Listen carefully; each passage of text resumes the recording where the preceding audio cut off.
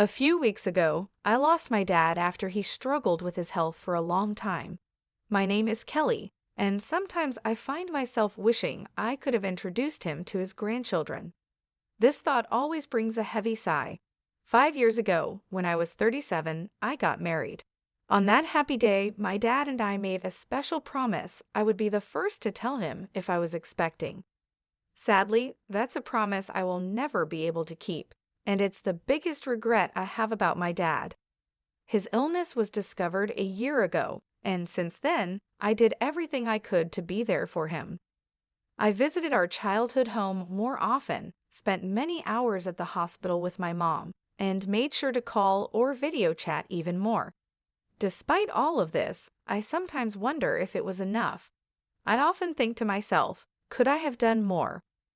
Lost in thought, I whispered these words, and my mom, always supportive, comforted me, saying, "Kelly, you did everything you could. Your dad knew that, and he was proud." Just then, my sister Julia walked in with a man who looked to be about 45, probably the lawyer. "This is Scott, the attorney," she introduced him, and my mom quickly offered him a seat. As soon as we all sat down, Julia couldn't hold back and mentioned that the lawyer said Dad left us a significant inheritance. I couldn't help but respond, "Julia, you know it's not all yours." That comment instantly changed the mood. My sister and I have always had a rocky relationship, made worse by our dad's illness. Her refusal to visit our dad, even though I tried to bring them closer, didn't help. Her attitude has always been a problem, and it became even more noticeable during these difficult times. Looking back, my words to her might have been too harsh, driven by my worry for our father. However, her response didn't make things better. "You're an adult. There's no need to be so stubborn," I pointed out, to which she snapped back, "I'm not being stubborn. Living in the city and traveling to the countryside isn't as simple as you think. It's just a 5-hour drive." I responded, but she argued back, saying that those 5 hours aren't just about time, it costs money. And yes, money is important to her. She told me she's busy and asked me to stop bothering her. That ended our conversation. Despite the distance, I always thought she could make an effort to visit now and then. This belief was a big reason why our relationship started to fall apart. In the end, she never visited our father, and the distance between us only grew. The tension in the room increased until the lawyer stepped in and suggested we all take a moment to calm down. I apologized, saying, "I'm sorry," which seemed to make things a bit better. The lawyer then explained, "As I mentioned over the phone, I'm here about your father's will." My mother, looking confused, asked quietly, "When was this arranged?" The lawyer replied, "A few weeks before he passed. Your father reached out to me. He asked you to come to the hospital?" My mother asked. The lawyer answered, "Yes, I drafted the will there with him, and his primary doctor was there too. It was arranged that the doctor would notify me after your father passed, which is why I contacted you now." The lawyer then took out a white envelope and placed it in front of us. Recognizing my father's handwriting on the envelope, I whispered, "That's definitely Dad's handwriting." Julia, visibly impatient, demanded, "Just get on with it." "What does it say? You know I'm busy." The lawyer, with a slight smile, opened the envelope.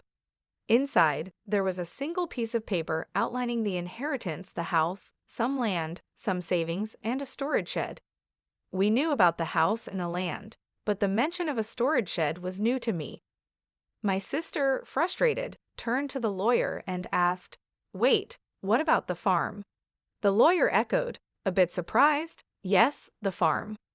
I explained, our father used to work on it as a hobby. He had run a successful business in a nearby town, but decided to slow down after turning 55, thinking about closing the company to spend more time on his hobbies, including the farm. This new mention of the farm added another layer to our father's legacy and what he left behind during my high school years. I remember saying that I wanted to take life a bit slower. My sister, who was in college at the time, didn't agree with this more relaxed approach. But both my mom and I, worried about my dad's health, supported the idea. "Don't worry about money, Julia. We've got plenty of savings," my dad reassured her. Though hesitant, she eventually agreed. After that conversation, my dad did wind down his business and started farming close to our home. "There's something fulfilling about working with the land," he would say, his face lighting up with joy. Seeing how happy he was made me feel that we made the right choice, though Julia seemed less convinced. Despite promising to come back home after graduation, Julia chose to build her career near her university and eventually married the CEO of an IT firm she met through her job. That's how things were when my father took up farming until his health started to decline. Julia insisted that the farm be included in the inheritance. At her insistence, the lawyer checked the documents and found that the farm was actually leased land. I had mistakenly thought we owned a large piece of land. Julia seemed disappointed by this discovery, but knowing little about farming ourselves, I felt it might be for the best. The discussion then turned to how the inheritance would be divided. "The house and the surrounding land will go to the wife," the lawyer said. Julia smirked, probably thinking about how the remaining assets would be split. "The rest, including the savings and the storage shed, should be divided between you three," the lawyer suggested. "Savings? That means cash, right?" "I'll take that," Julia said, focusing on the money. "The total savings amount to approximately $300,000, and this sum is not subject to inheritance tax," the lawyer informed us. "I want the $300,000 in cash," Julia declared, feeling like she had won. But this didn't sit well with me, and I spoke up. "Hold on, I don't agree. Why should you get all the cash?" I protested. "Because I'm the eldest," she argued, as if that settled it. "Fine, you can have the storage shed. What's that even worth anyway?" she added dismissively, turning back to the lawyer for more details. "It's the shed next to the farm. Whoever inherits it will own the structure, the land it's on, and anything inside it," the lawyer explained. Suddenly, Julia's attitude changed when she heard there was additional land. It struck me as odd that, even though she was married to a successful CEO, her desire for more seemed never-ending. As the lawyer explained more about the storage shed, he mentioned it came with a small piece of land, about 90 square feet, roughly the size of a small bedroom. He then laid out some photos of the shed for us to see, showing both the outside and inside. The shed looked quite run down from the outside, and inside it only had simple gardening tools like hoses, scissors, and shovels, nothing that seemed particularly valuable. My sister made a face of disgust when she saw the photos. "I don't want this," she said, looking closely at the images. They really just showed everyday items, more valuable for their memories than for money. "Fine, you take the cash. I want nothing to do with that old shed," she said, clearly wanting to distance herself from what she saw as a worthless inheritance. "Hold on, that seems unfair," I protested, realizing how uneven the division was. My sister quickly agreed to take the cash, knowing it was the more valuable option, leaving me with what she saw as worthless. Her insistence made me feel trapped, especially when my mother said, "As long as Julia doesn't complain later, I see no problem with this arrangement." Complain? Why would I? Julia quickly agreed, satisfied with getting the cash, leaving me with the shed. I couldn't hide my disappointment, but before I could argue more, Julia dismissed my concerns, accusing me of being too sentimental. "You care more about our father than money, right?" she challenged, leaving me momentarily speechless. It's true that family should be valued over money, but her quick decision left me feeling unsettled. In the end, my mother inherited the house and land, Julia happily took all of Dad's savings, and I was left with the neglected shed. After agreeing to the division, Julia even signed a document promising not to dispute how the inheritance was split, laughing confidently as she did so. I couldn't contain my frustration and later expressed my disappointment to my mother. "Why didn't you support me?" I asked, feeling let down. My mother insisted she had helped, claiming that her involvement made sure I got the shed. But I'm not happy with just the shed, I argued, unable to see its value. You might find something unexpectedly wonderful if you give it a chance, my mom suggested, trying to be optimistic. Despite my frustrations, her words sparked a faint glimmer of hope. Maybe there was more to the shed than it seemed, a thought that left me wondering. I tried to make sense of the day's events. After getting the key from the lawyer, I walked to the shed, which was beside a field about 15 minutes away from our house. The path was quiet and rarely used, adding to the peaceful yet somber atmosphere. The field, which my father had leased until he recently went into the hospital, was now empty, giving the place an untouched and solemn feeling. When I unlocked the shed, I was greeted by a thick layer of dust, showing how long it had been neglected. "Wow, it's really dusty," I said, noticing the heavy scent of disuse in the air. Even though I felt a bit disappointed at first, I still hoped to find something special of my father's, maybe a keepsake hidden inside. As I looked around the shed, it quickly became clear that it was just a simple space filled with farming tools. These items might have held sentimental value, but they didn't seem particularly special at first glance. I thought to myself, maybe I should just take what's inside for now, as I scanned the dim and cluttered surroundings. Then I noticed something odd about the shed's size. It seemed smaller on the inside than it did from the outside, which puzzled me. Was it a trick of the light, or was my mind playing tricks on me? I stepped outside to get a better look, still curious about the strange difference. Driven by curiosity, I decided to explore the outside of the shed. As I walked around to the back, hidden among a dense group of trees, I found a second door. "Wait, another entrance?" I gasped. From inside the shed, there had been no sign of this door. It looked like there was only one way in and out. This discovery hinted at a hidden space, only accessible from this secret back door. A surge of excitement rushed through me. Could this be one of Dad's secrets? He loved surprising us, always finding joy in the unexpected, like the surprises he planned for my birthdays. The memories brought tears to my eyes as I re-entered the shed, determined to find the key to this hidden door. After a thorough search, I was ready to discover what lay beyond it. I found 4 keys cleverly hidden inside the handle of a shovel. Excited, I rushed to the back door and tried one of the keys. With a satisfying click, the door swung open. Inside this small, hidden space stood a large safe, alone and imposing. Is this from Dad's company? I wondered aloud, as a flood of questions filled my mind. What secrets did it hold? Was this my father's way of leaving a final piece of himself behind? The discovery hinted at parts of my father's life that I had yet to uncover, like a personal treasure hunt he had left for me to explore. I immediately recognized the safe as the one that used to sit in the corner of my father's office, a familiar sight from my childhood. Seeing it brought a wave of nostalgia over me. This safe was a real connection to my father, making the inheritance feel even more meaningful. Knowing my dad, this felt like just the beginning of his final surprises for me. "There's got to be more," I whispered to myself as I used the 3rd key to unlock the safe.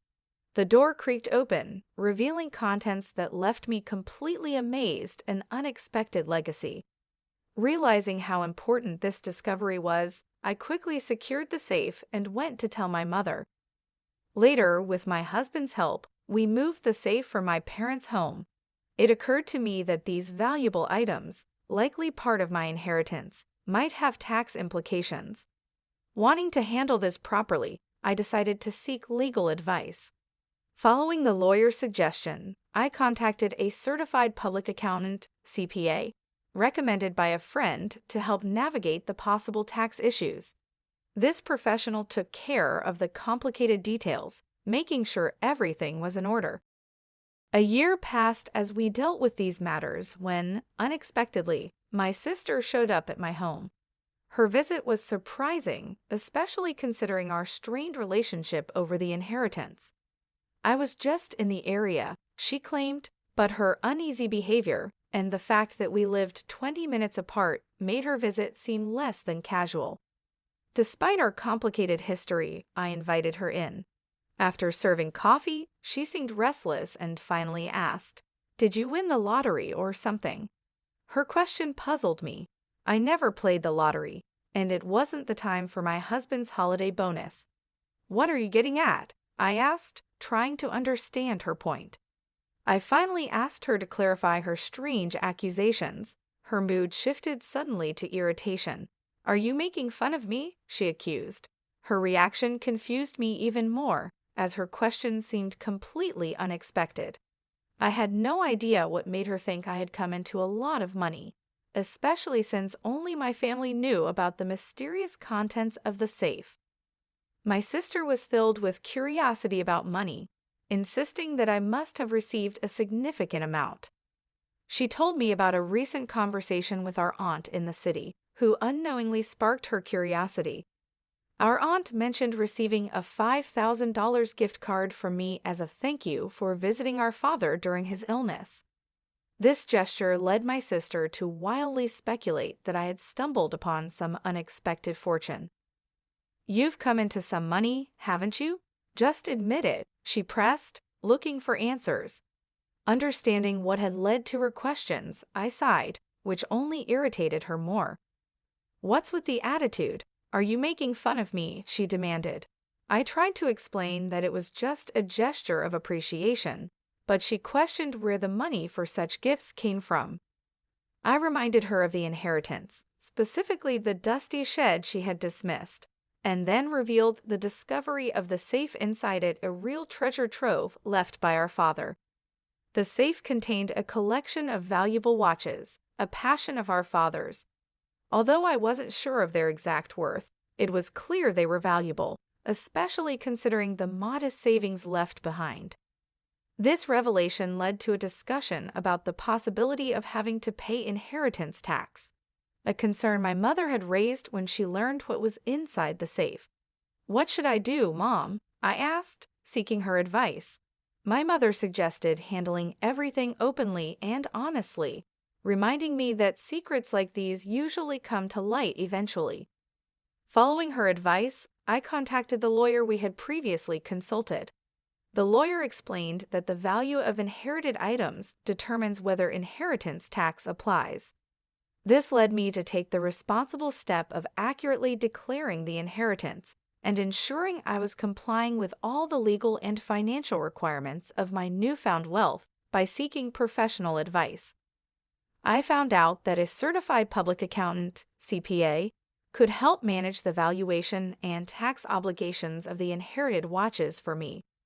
Trusting the CPA with this task, we discovered that the collection was worth an incredible $500,000. Because of their high value, it was clear that inheritance tax needed to be paid. The sensible advice was to keep only the watches that held sentimental value to me and sell the others to someone who could appreciate and afford them. This approach not only made financial sense, but also felt right emotionally. From the money made from the sale, I was able to cover the inheritance tax and also send gift cards to relatives who supported us during my father's illness. This is what had sparked my sister's curiosity. Among the keepsakes, I chose to keep my father's pocket watch. It wasn't worth much in terms of money, but it was rich in memories. I shared this story with my sister, showing her the pocket watch and trying to explain its sentimental value. However, her reaction was lukewarm. She seemed more interested in what was sold than what was kept. When she asked about the remaining watches and the safe, I told her it was our mother's house and explained its size and importance to our father's business. Her response was thoughtful, which left me feeling uneasy about her intentions. However, she left without asking any more questions, much to my relief, though I couldn't shake off an unsettling sense of worry. My fears were somewhat confirmed that very night when I received a distressing call from my mother, urging my husband and me to come to her house quickly. As we approached, the scene was alarming: red lights flashing in the darkness, police cars stationed outside. Pushing through the gathering crowd, I found my mother and learned what had happened. She had been getting ready for bed when she heard strange noises that startled her. It sounded like someone was frantically searching through the house. With no one else home to help, my mother made a quick decision to escape through a window, driven by fear and desperation. Her description of the situation was unnerving, painting a picture of a night filled with panic and uncertainty. Under the cover of darkness, my mother had noticed the eerie glow of a flashlight moving inside the house, confirming her fears of a burglary. In a state of panic, she made her escape. She sought help from our neighbor, who, after seeing the suspicious activity, quickly called the police, convinced that a burglar was in the house. But the supposed intruder was actually my sister, Julia, who had decided to search the safe after hearing about my inheritance earlier that day. Without knowing her intentions, both my mother and the neighbor were understandably alarmed. When the police arrived, the situation escalated. Julia, caught off guard and feeling guilty, tried to flee the scene in a panic. Ironically, as she attempted to escape, she collided with the safe, causing it to tip over and trap her underneath. This accident led to her being rushed to the hospital with complaints of leg pain, leaving us all in disbelief over her reckless actions. After this chaos, my mother and I found ourselves apologizing to the responding officers for the misunderstanding. I also felt the need to inform Julia's husband about the incident, only to learn from him that Julia had been hiding a significant amount of debt due to her extravagant spending on luxury items. Their recent argument had ended with her storming out, determined to borrow money from our mom to settle her financial troubles. What we didn't know was that she had already used up her inheritance in an attempt to pay off her debt. Julia's husband, already stressed from discovering her financial mismanagement, declared his intention to divorce her after hearing about her latest escapade. This revelation explained Julia's desperate actions that night, which led to a tense scene at the hospital where her husband brought up the subject of divorce. The entire ordeal turned into a dramatic clash, highlighting the serious consequences of Julia's actions and the turmoil they caused in our family. Julia was adamant, insisting, "I'm not getting a divorce, absolutely not." But the reality of her situation became clear when her husband presented the divorce papers. Faced with undeniable evidence of their broken relationship, she had no choice but to sign them.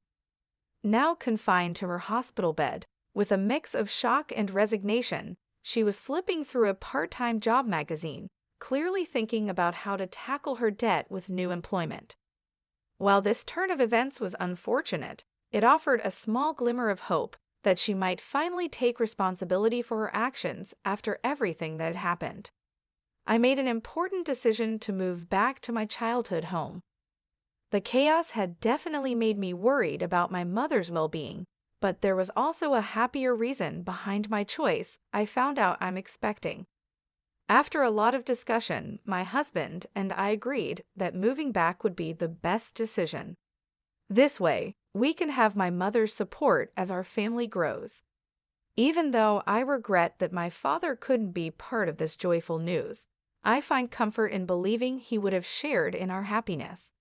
As I step into this new chapter, the excitement of welcoming a healthy child fills me with peace and hope for the future, despite